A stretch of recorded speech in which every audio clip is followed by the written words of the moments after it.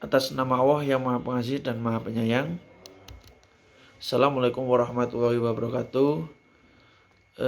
Saya akan menjelaskan tentang sejarah Bank Indonesia, Prodi Ekonomi, Fakultas Ekonomi dan Bisnis, Universitas Muhammadiyah Yogyakarta.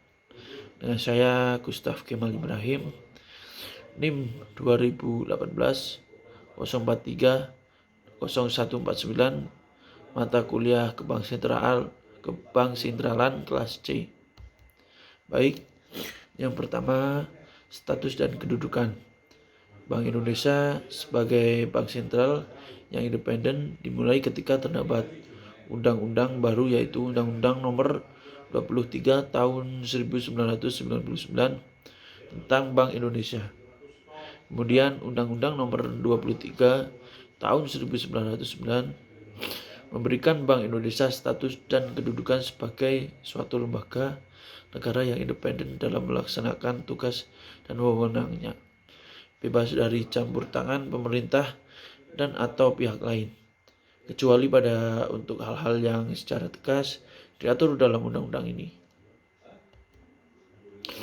Ya, kemudian Bank Indonesia sebagai badan hukum.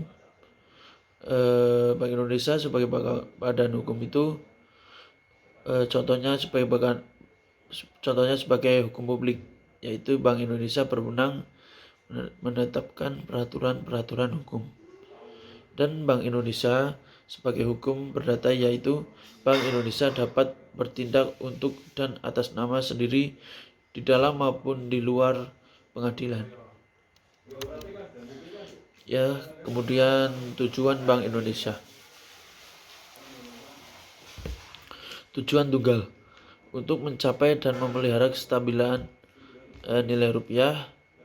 Yang pertama, kestabilan nilai tukar memiliki dua aspek, yaitu yang pertama, kestabilan nilai uang terhadap barang dan jasa.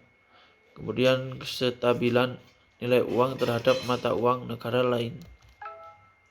Baik, kemudian 3 pilar utama pada sejarah Bank Indonesia itu: yang pertama, menetapkan dan melaksanakan kebijakan moneter.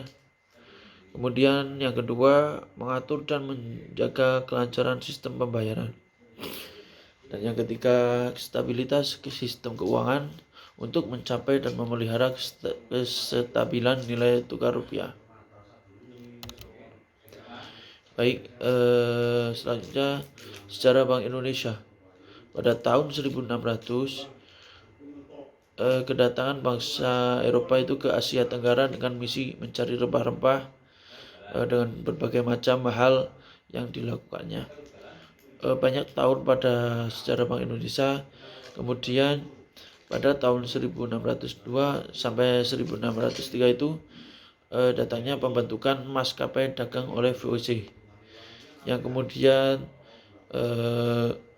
melewati beberapa tahun. Pada tahun 1746 itu muncullah Bank Koren and Bank Van Liening, dan kemudian pada tahun 1752 itu penyempurnaan Bank Koren and dan Bank Van Liening menjadi Bank Van Koren dan Bank Van Liening.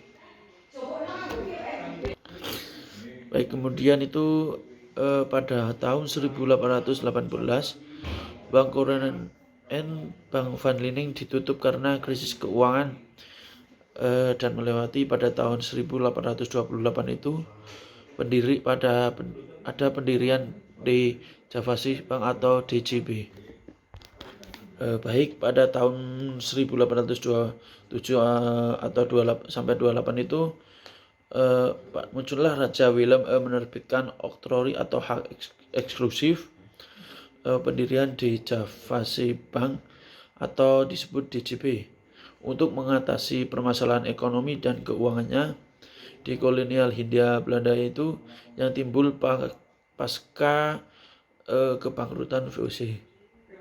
DJB itu didirikan sebagai perseroan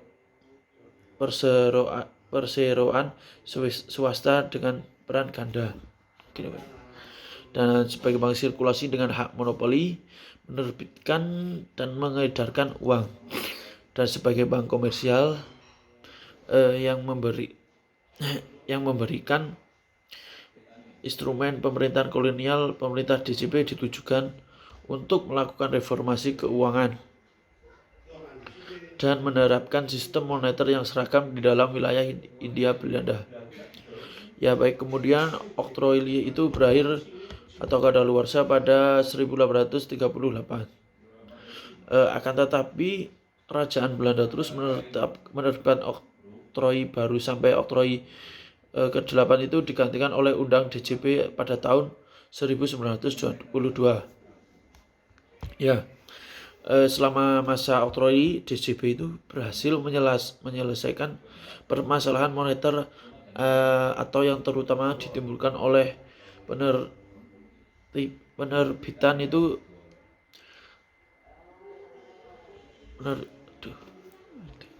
oleh penerbitan mata uang itu spes atau terutama koin tembaga secara berlebihan dan menerapkan standar nilai tukar emas.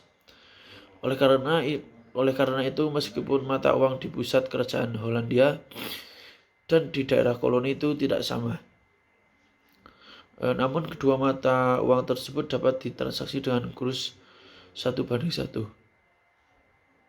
Upaya mempertahankan kestabilan kurs tersebut sangat penting bagi persero di daerah koloni, mengingat hampir seluruh keuntungan usaha dan kelebihan dana direpatriasi ke kantor-kantor pusat itu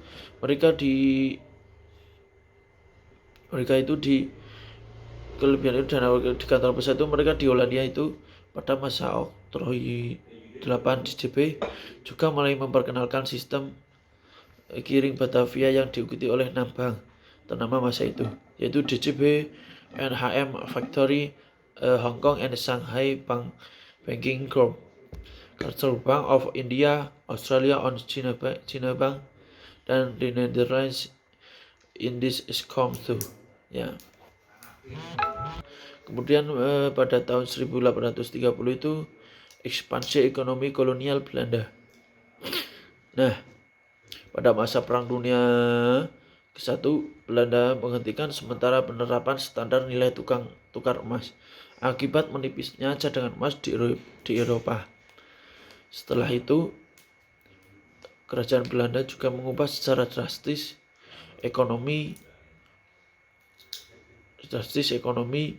dan tata kelola DJP dengan menertibkan Undang-Undang DJP pada tahun 1922.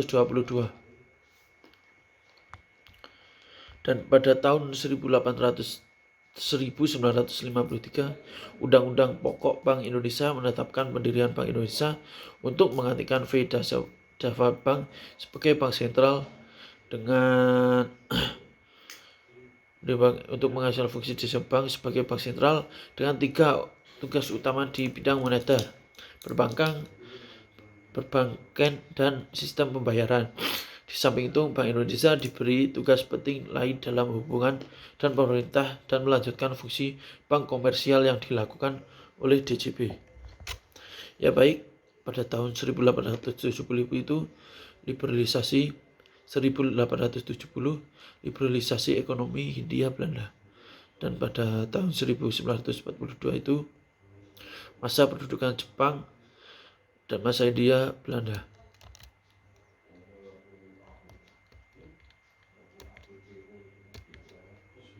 Baik, pada tahun kemudian yang terakhir itu pada tahun 2004 pengesahan Bank Indonesia sebagai bank sentral yang independen.